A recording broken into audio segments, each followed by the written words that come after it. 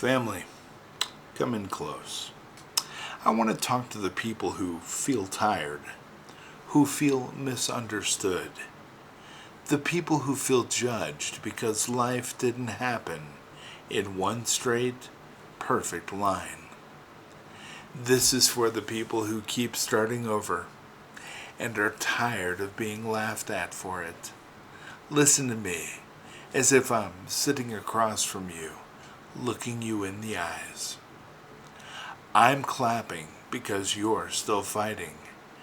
God is cheering because you're still moving.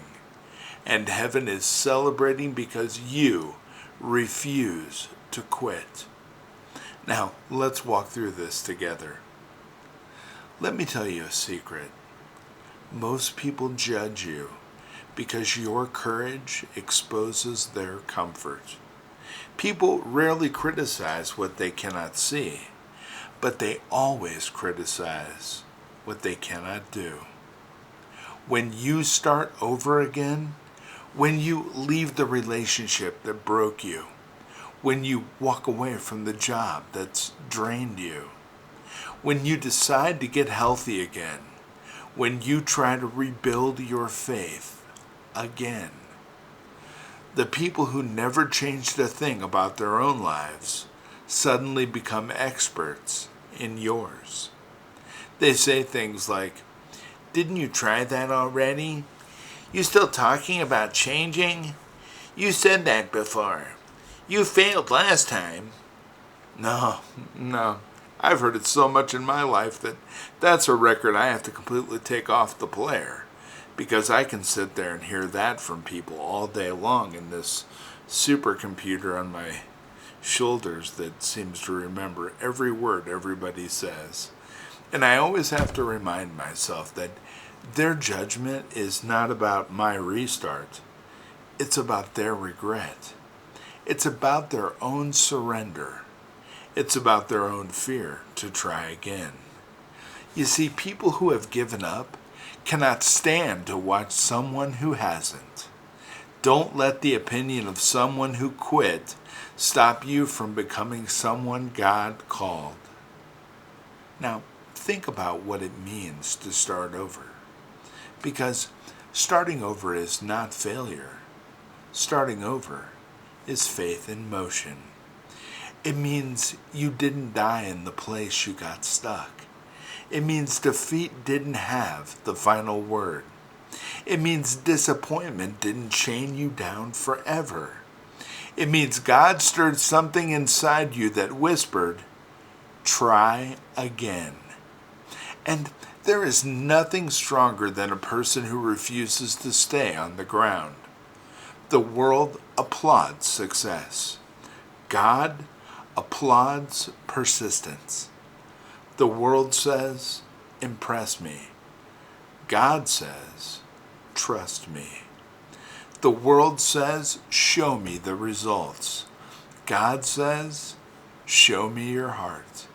And the beautiful thing is this: every time you rise again, heaven sees it as worship. And every restart, well, that's a sign that God's mercy met you again this morning. Lamentations 3, verse 23 tells us, "His mercies are new every morning." And you know what that means? You'll never run out of chances. You'll never outrun His compassion. You'll never exhaust His grace. And you'll never hit a limit exceeded notification with God. If God gives you new mercy every morning, why are you afraid to give yourself a new beginning? Starting over is not a sign you're weak. Starting over is a sign you woke up with hope still alive inside you. Hope is not quiet. Hope doesn't give up. Hope wakes you up and says, "I'm not done. God's not done. Let's try again." You see, people see your restart, but what God sees is resilience. People just see the surface. God, well, he sees the soul.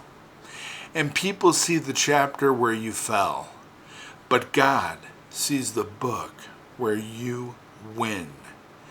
People see the moment you broke, but God, well, God sees the masterpiece he's creating. And when people point at your restart, God, he points at your destiny. You see, when people point at your mistake, God is pointing at your purpose. And when people point at your past, yep, God's pointing at your future. You see, God is not impressed with perfection. He's moved by perseverance. And you, my friend, well, you are persevering. You're not starting over from scratch. You're starting over from strength. You're not who you were the last time you tried. I want to say that again because that's a really important thing that I think everybody misses.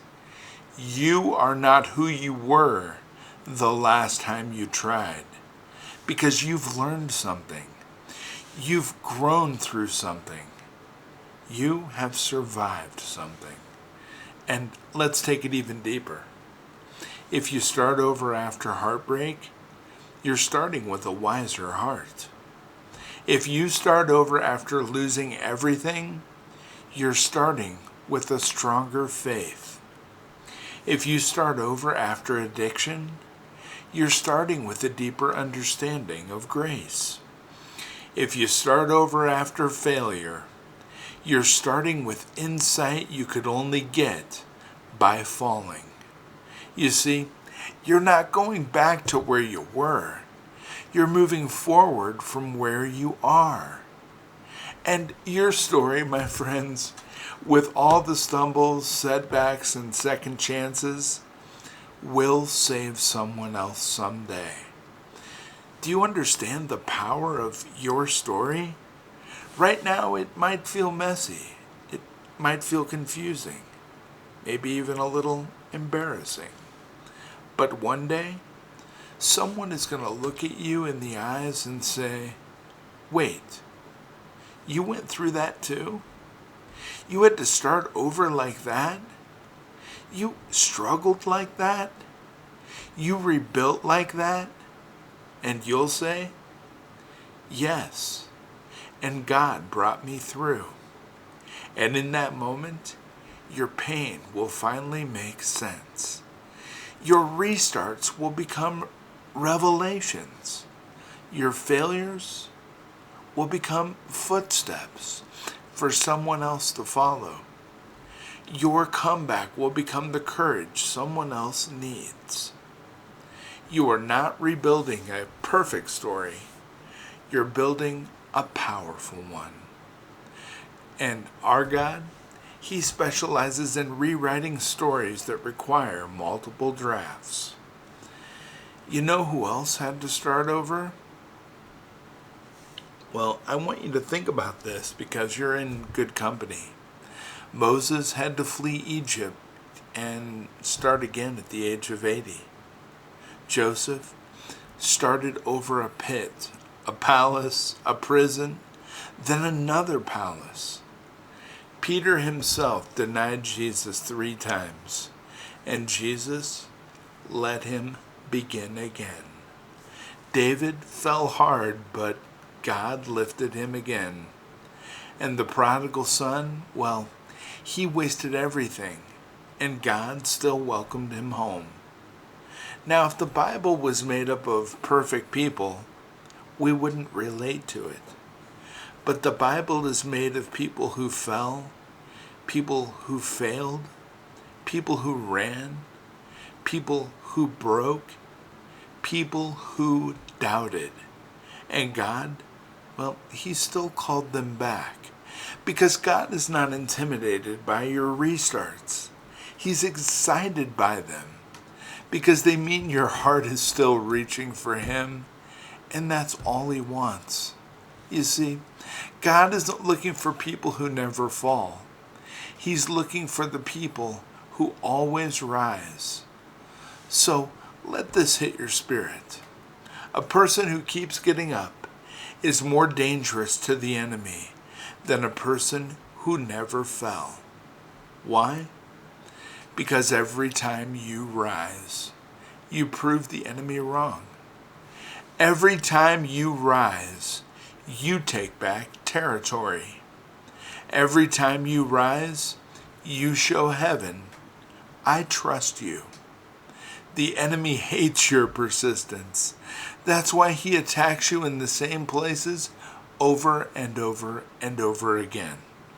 But the fact that you're still here, still fighting, still praying, still believing, it means he didn't win.